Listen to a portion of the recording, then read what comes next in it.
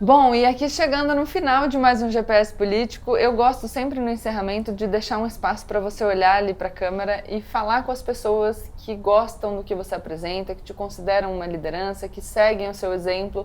Então, passe uma mensagem, e eu sempre incentivo, né, porque eu acho que a gente precisa disso, uma mensagem que contenha quase que um caminho, um incentivo para que a gente retome esse nosso espaço de diálogo, sabe? Para que a gente retome essa nossa atividade democrática e com isso para que a gente, ao fortalecer essa nossa interlocução com outras pessoas, inclusive as que não pensam exatamente como nós, a gente consiga fortalecer esse sentimento e retornar para esse espaço em que a gente pode até pensar coisas diferentes sobre o mundo. Mas se respeitar.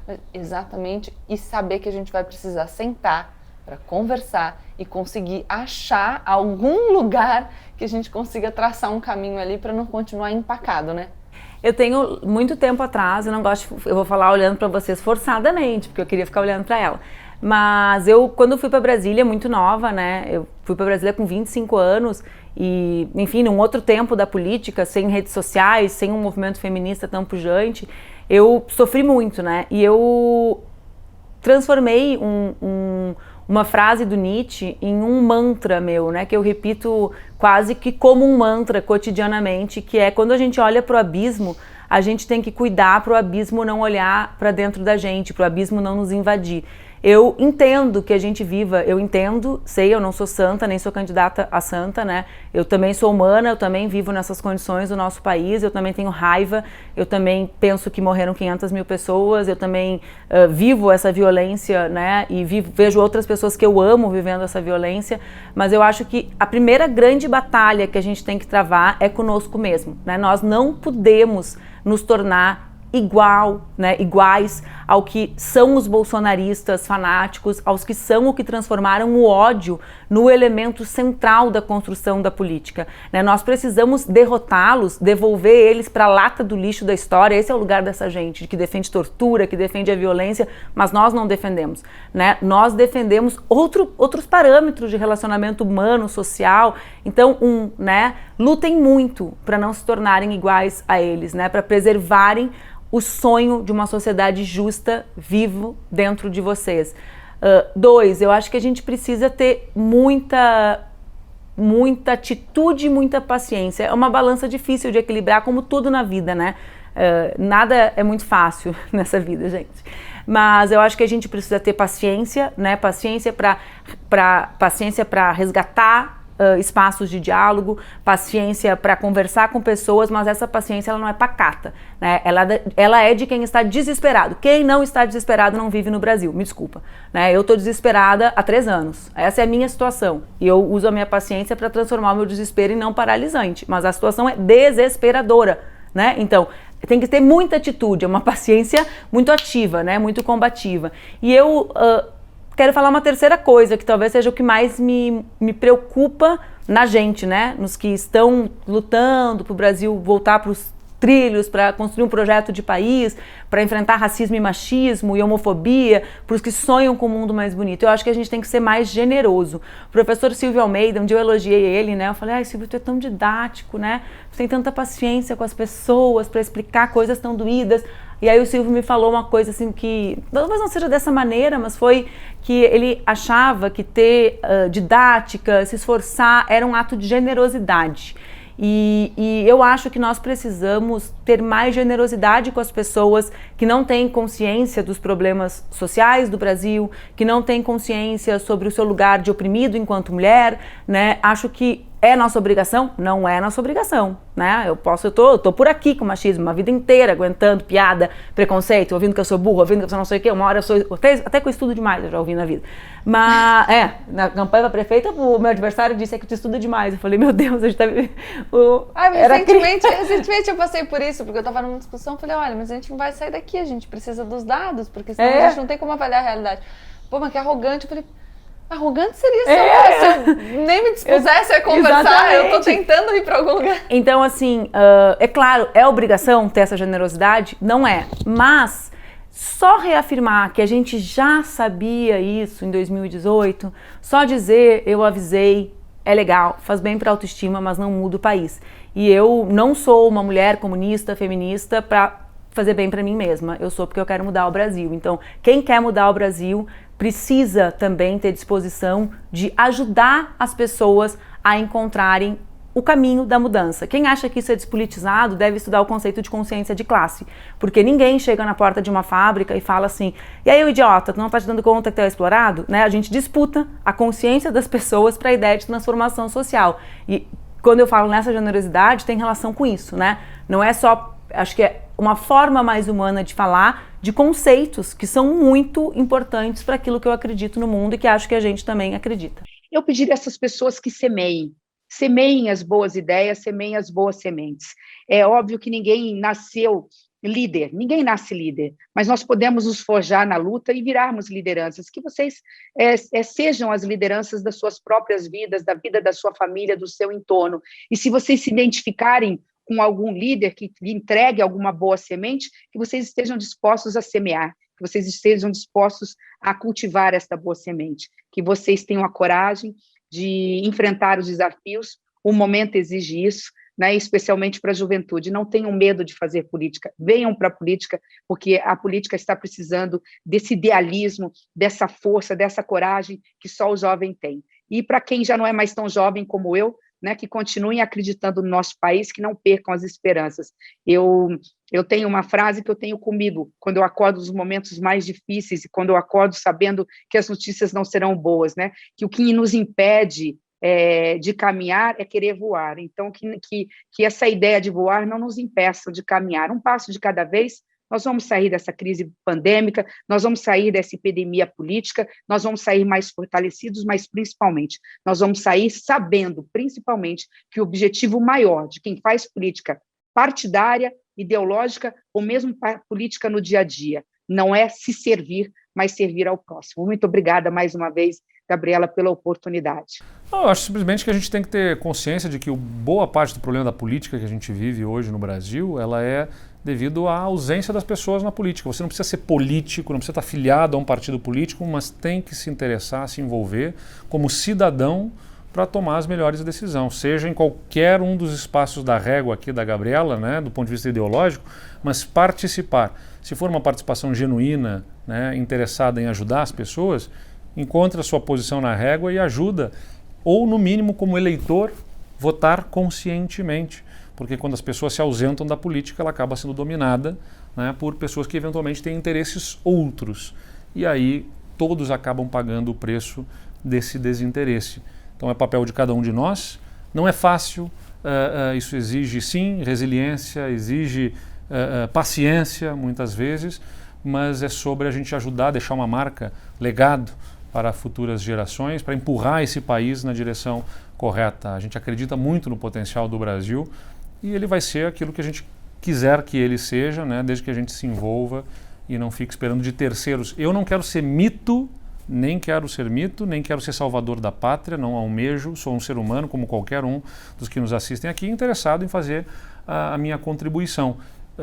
Entendo que eu posso contribuir em espaços na política, como fiz como prefeito, como governador, e eventualmente, se entenderem, né, dentro do meu partido e futuramente no país, se entender se for o caso para presidente, dar a minha contribuição. Mas não acho que eu sozinho possa mudar as coisas. Eu não acredito no meu poder de fazer mudanças, eu acredito no poder das pessoas de fazer mudança e eu ofereço a minha energia, a minha disposição nos espaços que eu tiver a oportunidade de contribuir. Mas se não houver participação de cada uma das pessoas aí, de dar a sua colaboração, as coisas não vão mudar. Olha, meu recado é o seguinte, quando o objeto te exige, quando a situação te exige, você tem que dar uma chance para as soluções aparecerem. Tem que ter essa chance. E se você estiver armado, essa chance não vai vir. Então, se desarmar agora é muito importante. Desarme-se e dê uma chance para as pessoas se reencontrarem. Elas vão achar a saída, mas elas vão estar desarmadas para isso. Está todo mundo muito armado ainda. E a situação está exigindo de cada um de nós um pouco mais de abrangência, um pouco mais de alcance. Então, é uma coisa que nós temos que, de alguma maneira, nos tornar todos educandos e educadores de nós mesmos, sabe? Nós temos que voltar a interagir de forma desarmada e reconhecendo que a situação é grave e que a gente só vai sair juntos dessa.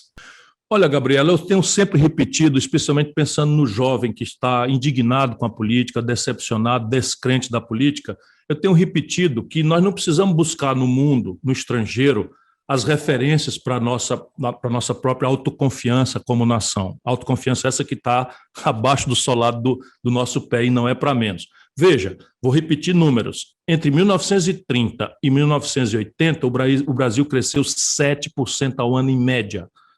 Nunca houve na história do mundo um país que crescesse tão espetacularmente como o Brasil. A China é aqui. A China ainda precisaria de 15 anos crescendo acima de 10 pontos para tomar o recorde brasileiro. Aí eu repito o que eu já disse para você, se o chão generoso é o mesmo, se o céu abençoado pelo Cruzeiro do Sul é o mesmo, se nossa gente maravilhosa que encantou o mundo, bicampeão mundial de futebol, 58 e 62, que foi o auge desse modelo, com Juscelino Kubitschek, que fez a bossa nova, que é um ritmo que está no teclado de todos os aparelhos japoneses, alemães, etc., que fez o cinema novo, uma linguagem cara, que foi tropicalizada pelo gênio de Glauber Rocha, por exemplo, que saiu ganhando festivais por aí afora, que foi bicampeão, e já falei do futebol, foi campeão mundial de tênis com a Esté Bueno, campeão mundial de boxe com o Eder Joffre. Tudo dava certo no Brasil quando nós estávamos organizados ao redor de um projeto e fazia sentido nós nos reconhecermos como irmãos da mesma nação. Caramba, o povo é o mesmo, o chão é o mesmo, o céu é o mesmo, o que está falhando é a política. Ora, mas a política é a linguagem da democracia. Portanto, o que nós precisamos fazer é recuperar e energizar a política. E não é com negócio de simplificação grosseira, com ódio, paixão, sabe, palavrão, lacração, cancelamento na internet. Para com isso. Nenhuma nação civilizada do mundo se apaixona ou odeia políticos. Claro, todo mundo tem seu gosto, seu bem-querer, sua admiração, sua predisposição empática. Não estou condenando isso.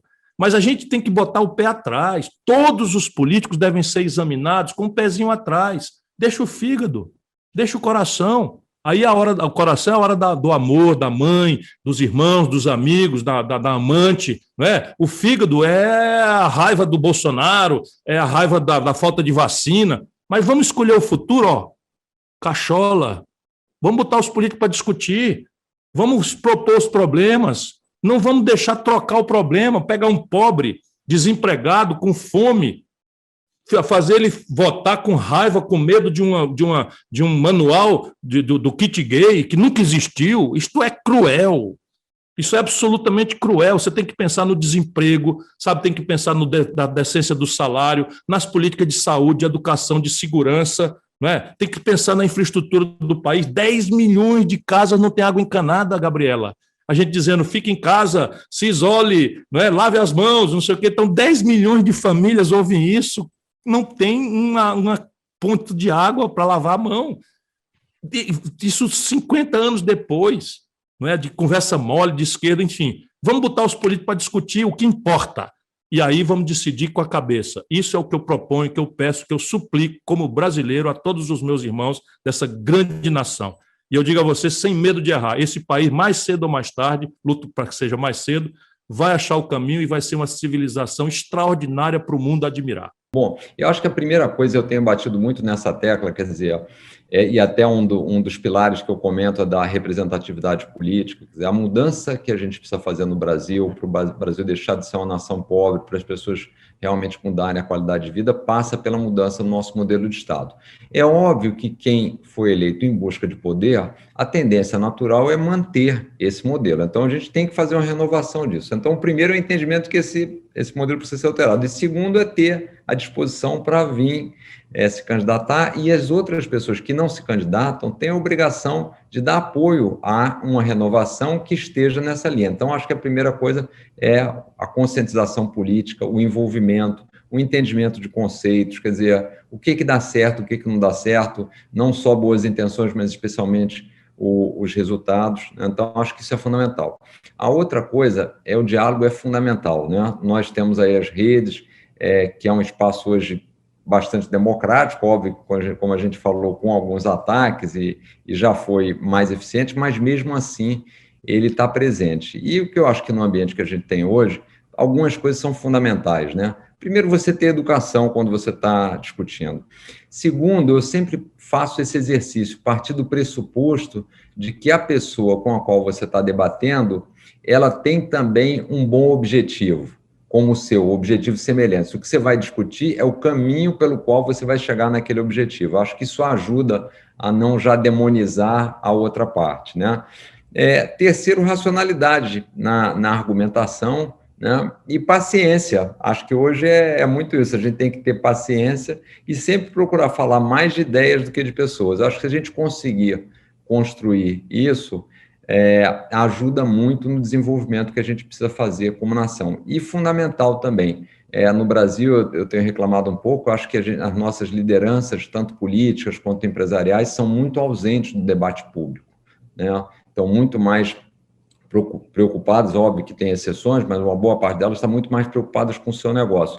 Então, cabe a todos nós, a cada indivíduo, a cada cidadão que tem possibilidade de participar desse debate, de forçar essas discussões todas para que a gente faça as mudanças, né? Então, essa é mais ou menos a recomendação que eu daria, e é o que eu tenho procurado fazer, e eu sou da tese, que não tem melhor recomendação do que você dar o exemplo, né? Então, é um pouco por aí. Primeiro, obrigado, né, por todo o espaço aqui, Gabriela, e por esse diálogo tão bacana, tão inteligente e honesto, assim.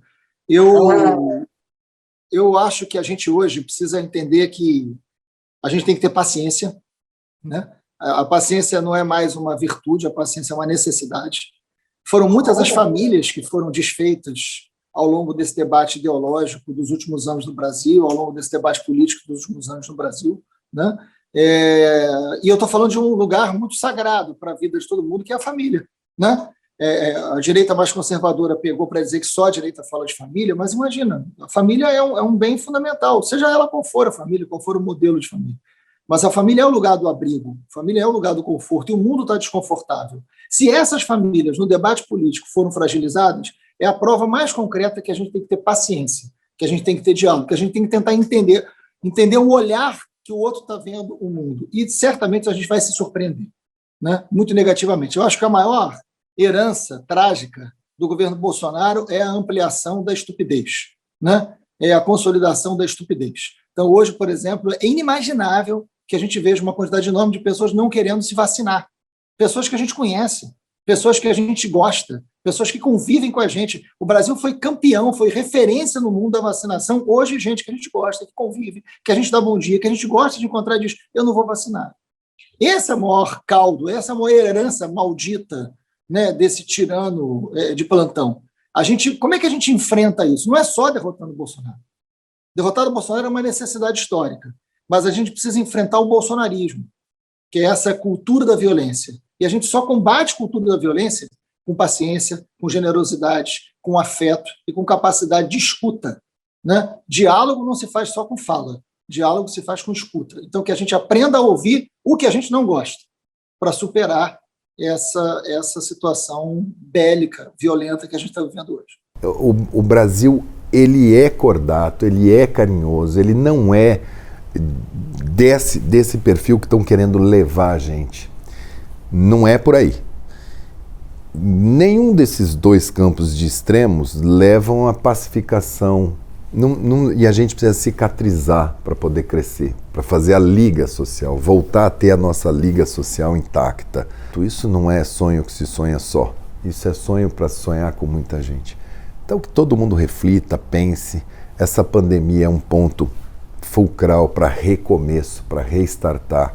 Quem aprendeu as lições sabe que tem que ser muito mais solidário, que nós vamos ter que investir mais em ciência, que nós vamos ter que parar com diferenças pequenas que se tornam gigantescas artificialmente e pegar as nossas diferenças gigantescas e fazê-las pequenas. Acho que isso daí é a grande missão da nossa geração. Tomara que todo mundo reflita bem aí, faça uma boa escolha, faça um bom caminho e ajude esse país que ele está precisando. Te parabenizar por esse espaço, porque eu acho que é assim que a gente vai criando uma nova superfície de sustentação para a qual a gente pode migrar.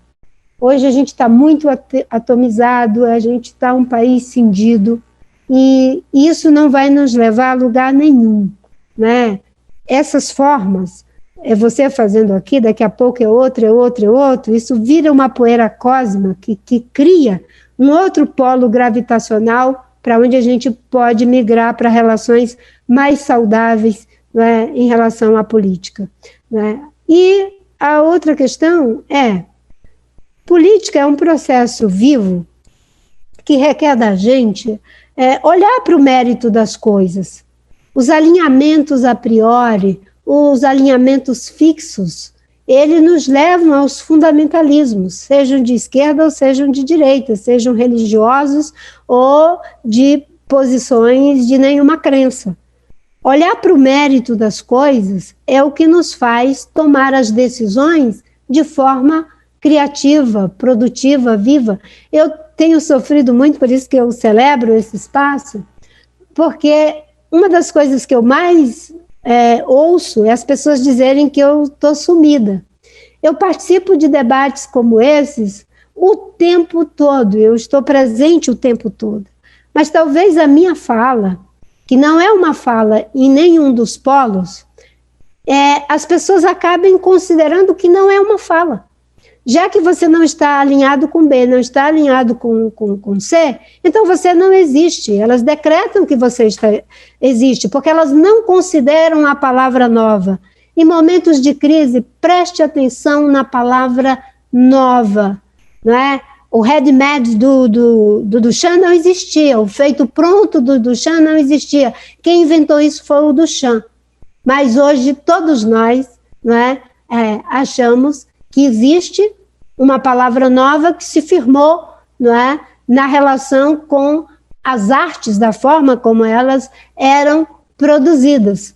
Existem muitas coisas que não existiam até bem pouco tempo. Hoje, elas existem. E esse é um momento de uma profusão de novos ideais identificatórios.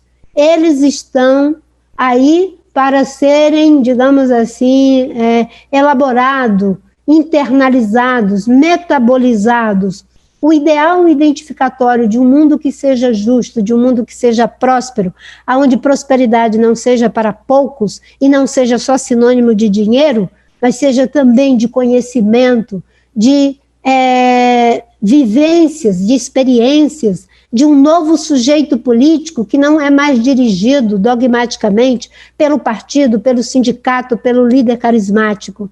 Eu costumo dizer, Gabriel, e eu acho que eu tenho um certo carisma, a sociedade precisa amadurecer, parar com essa história de ter um pai, um Messias só no céu, né? Só para a salvação das almas. Aqui nesse mundo, nós precisamos de pessoas que nos ajudem a construir esse mundo melhor. Não há ninguém que possa nos oferecer um destino, não é? Nenhum humano pode oferecer isso.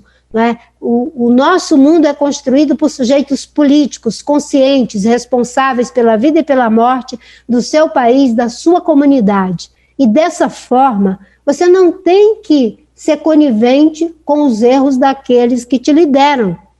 Não existe uma liderança fixa, não é? A liderança, ela é exercida de forma como se fosse um arco e uma flecha. Eu costumo dizer, e encerro com isso, né?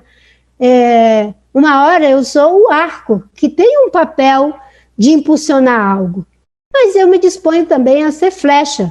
Em alguns momentos existem pessoas que assumem a cena, o protagonismo, e eu vou junto com essa força, com essa legitimidade. Em outros poderá ser eu, mas está disposto a compartilhar a autoria, a realização e o reconhecimento daquilo que se faz.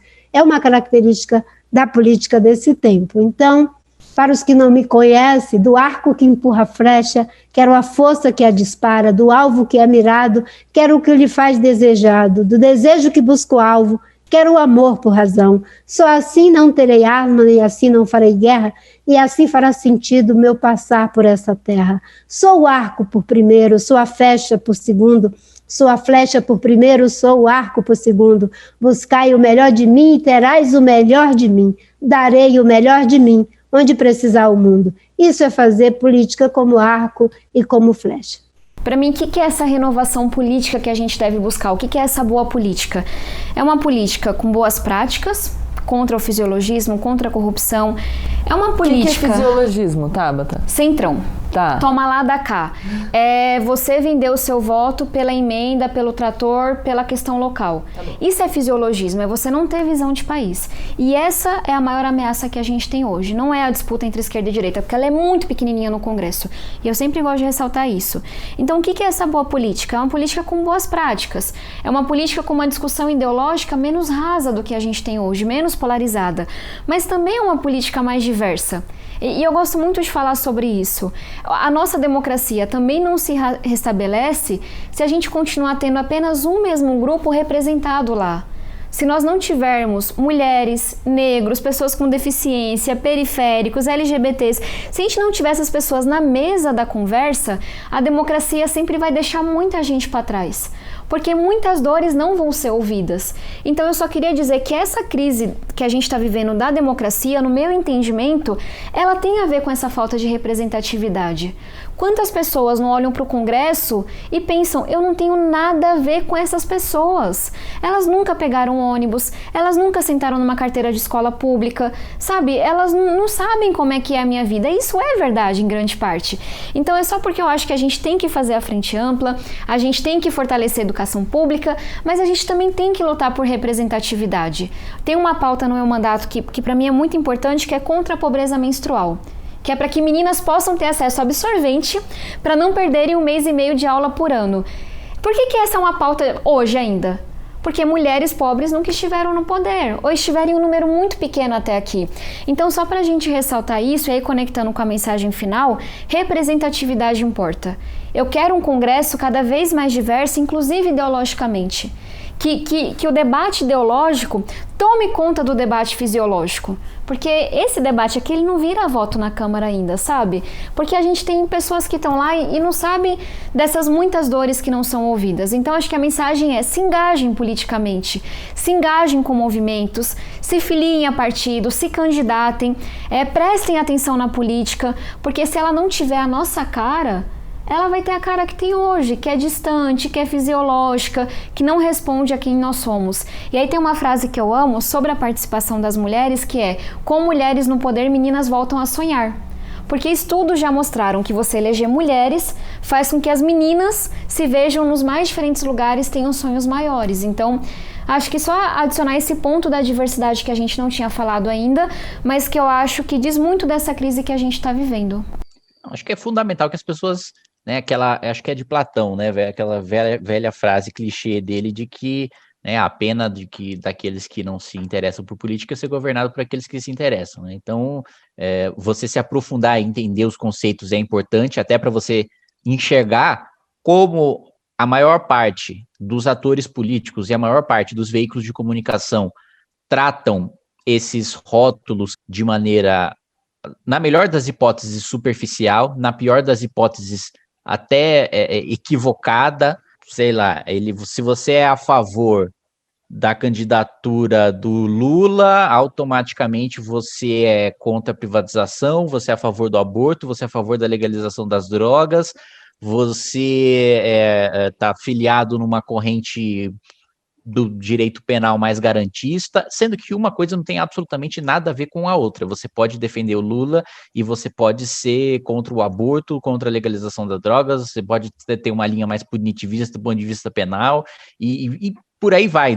E, além de se aprofundar e se engajar e participar do debate público, você não necessariamente precisa disputar a eleição ou ter um mandato para exercer influência política ou para exercer o seu impacto aí no debate público e nos próprios agentes políticos, né? Acho que você pode fazer o que você gosta, né? Se você gosta de fazer música e você quer fazer uma militância política com a sua música, se você gosta de escrever, escreve bem e quer fazer isso escrevendo, comentando, gravando vídeos, ou conversando só com colegas, ou participando mesmo de eleição de movimento estudantil, ou de movimento sindical, ou o que quer que seja, participe da maneira com qual você se sente confortável, né? Não se sinta impelido a participar de qualquer uma das maneiras mais tradicionais, porque no final das contas você só tem uma vida, né? É bom você aproveitar ela da melhor maneira possível.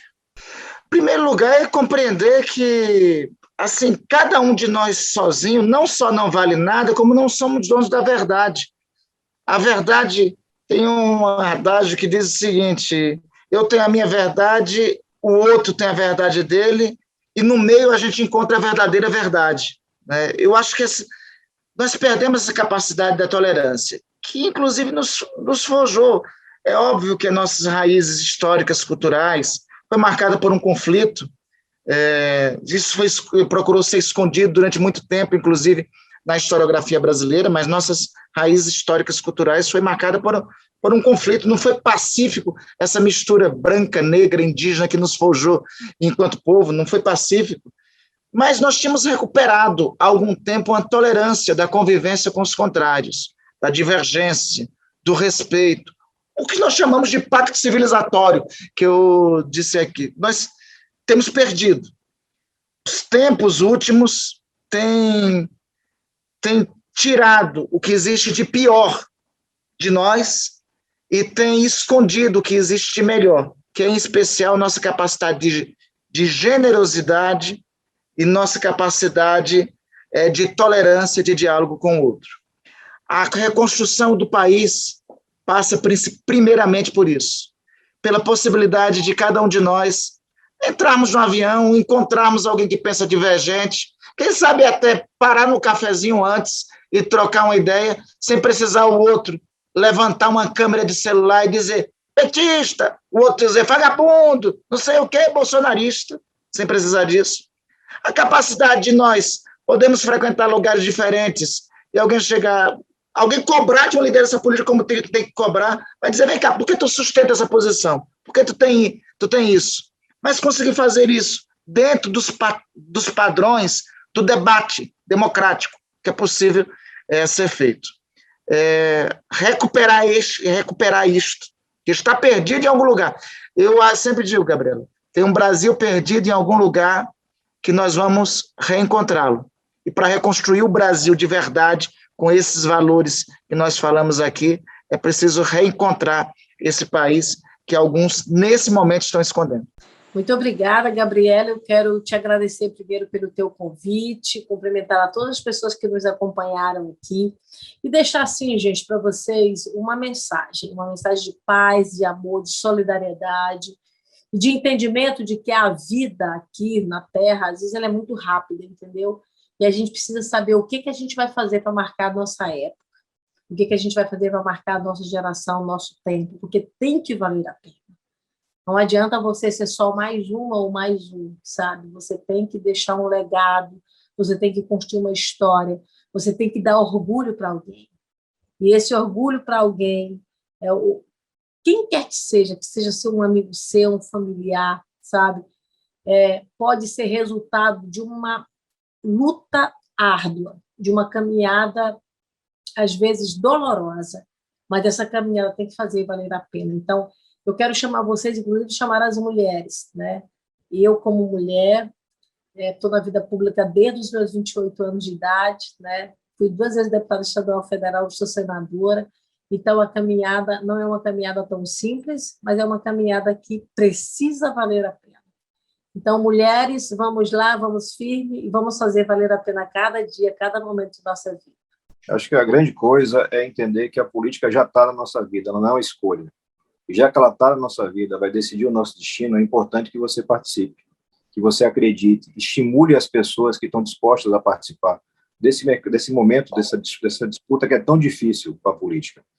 Não é fácil. Para gente honesta, bem intencionada, sobreviver, entrar e sobreviver no meio político é muito difícil, mas facilita muito se você fizer o seu trabalho, com a sua família, com o seu grupo de amigos, o seu grupo de WhatsApp, e postando informações verdadeiras, pelo amor de Deus.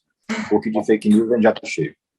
Eu acredito, Gabriela, que é preciso valorizar o pluralismo, a plurivocidade.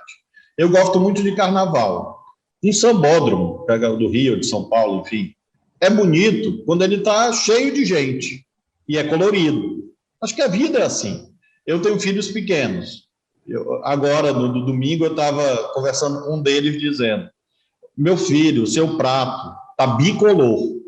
Vou ter que botar mais cor nesse prato, brigando com ele por conta de verdura, essas coisas. E a gente sabe, os nutricionistas dizem para as crianças, olha, tem que ser colorido. São exemplos, assim, da vida cotidiana que a gente tem que transpor para o espaço público. Entender que ele é rico quando ele é colorido, como um prato, quando ele tem dança de muita gente, como no carnaval. E por isso você não pode exterminar, silenciar quem pensa diferente. Você pode debater, você deve debater, você pode, inclusive, derrotar. Você deve, inclusive, derrotar. Porque se você tem uma eleição, é claro que se você é candidato, você quer vencer, e isso implicará que a pessoa que pensa diferente será derrotada. Será derrotado, mas ele não será aniquilado. Ele terá a chance de, mais adiante, se apresentar novamente em outra eleição, e a sociedade vai dizer se ele merece ou não chegar ao governo, chegar ao poder. Então, a mensagem principal que eu deixo seria esta, de a gente valorizar as diferenças, compreendê-las como, mais do que legítimas, compreendê-las como necessárias para que a nossa vida valha a pena, para que a gente encontre um caminho certo, um caminho justo para o nosso país, mas também para a gente. Eu sou professor. Quantas e quantas vezes um estudante falou de um autor, de um livro que eu não conhecia? Quantas e quantas vezes eu governo um estado, faço audiências com vários segmentos, e eles me trazem propostas que eu jamais imaginaria. Tem uma história aqui, Gabriela, real, e eu alimento minhas redes sociais. E uma vez um cidadão me mandou, governador, essa ponte aqui é muito importante, aqui na ilha de São Luís, aqui na nossa região metropolitana, no município vizinho à capital. E eu li e eu vi que ele tinha razão. E hoje a ponte está lá pronta, chamada Ponte Verde, é o nome que a gente deu à ponte. Olha! Ela é muito bonita. Então, foi exatamente por eu ouvir que eu consegui executar uma obra que eu, nem minha equipe, teríamos entendido. Então, as diferenças, os pontos de vista diferentes são fundamentais para que a gente possa evoluir.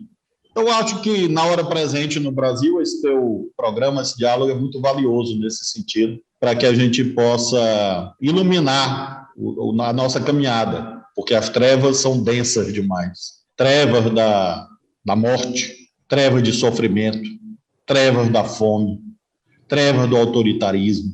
É muita escuridão ao mesmo tempo. E aí a oportunidade dessa conversa funciona como um farol, para que a gente veja que a vida tem sentido, ela é bonita, ela é bela e tem esperança. Obrigado. Eu que agradeço, foi muito bom conversar com você. Espero que todo mundo tenha gostado tanto quanto eu gostei. Agradeço de novo. Obrigada por se dispor a conversar comigo.